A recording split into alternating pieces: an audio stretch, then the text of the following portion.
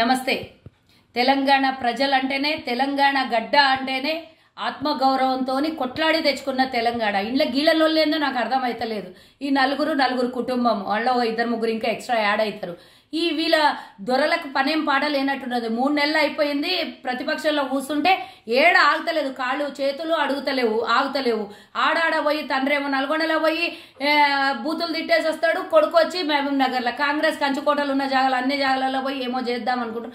ఏం చేసినా ఏట్లే రాయి తీయనోళ్ళు గుట్లే రాయి తీయనోళ్ళు ఏట్ల పోయి తీసే పరిస్థితి మీకు ఇప్పుడు లేదు. కథం అయిపోయారు, కేలు కథం, దుకాణం బంద్ అయిపోయింది.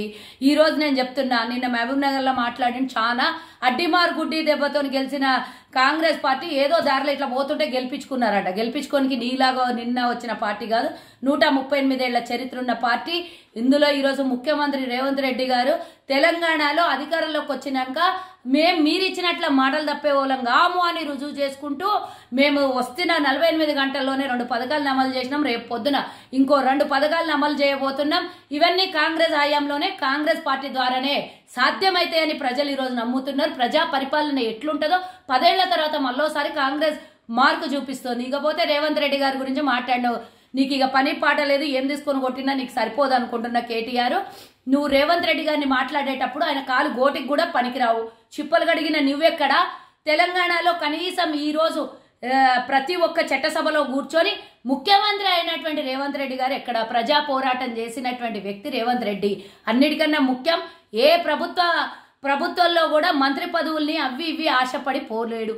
ఇన్నేళ్లు ప్రతిపక్షంలో ఉండి తెలంగాణ ప్రజలు ఆశీర్వదిస్తే సోనియమ్మ గాంధీ ఇచ్చిన తెలంగాణలో రేవంత్ రెడ్డి గారు ముఖ్యమంత్రి అయ్యిండ్రు.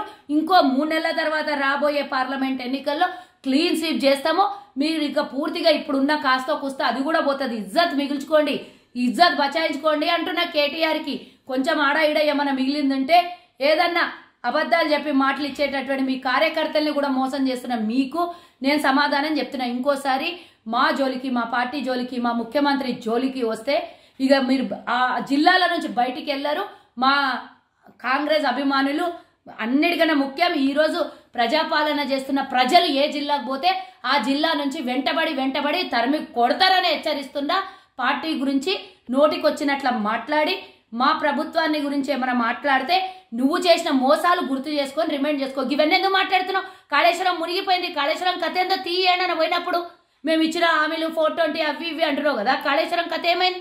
ఓసారి గద్ది ఏడుకన పోయినప్పుడు కింద స్టేజ్ కింద ఉన్న వాళ్ళందరూ నువ్వు మొన్న కొంత చెప్పులు లేపించిన చూడు, నీకు ఇప్పుడు లేపిస్తారు.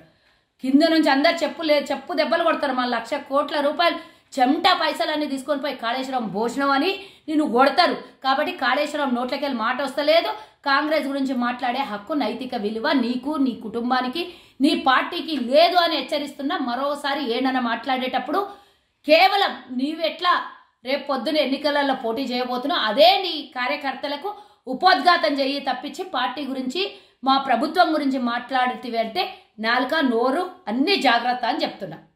ఇప్పుడు ఆపరేషన్ లేకుండానే మోకాళ్లకు ప్లాస్మా ట్రీట్మెంట్. మీ ఆర్థోపెడిక్ సమస్యలన్నిటికీ రోబోటిక్ టెక్నాలజీ ద్వారా తక్కువ ఖర్చుతో శాశ్వత పరిష్కారం. ఫ్రీ కన్సల్టేషన్, ప్రతి ట్రీట్మెంట్ పై 20% డిస్కౌంట్. ఈ ఆఫర్ కొద్ది రోజులు మాత్రమే. త్వరపడండి. V9 hospitals 9281465842.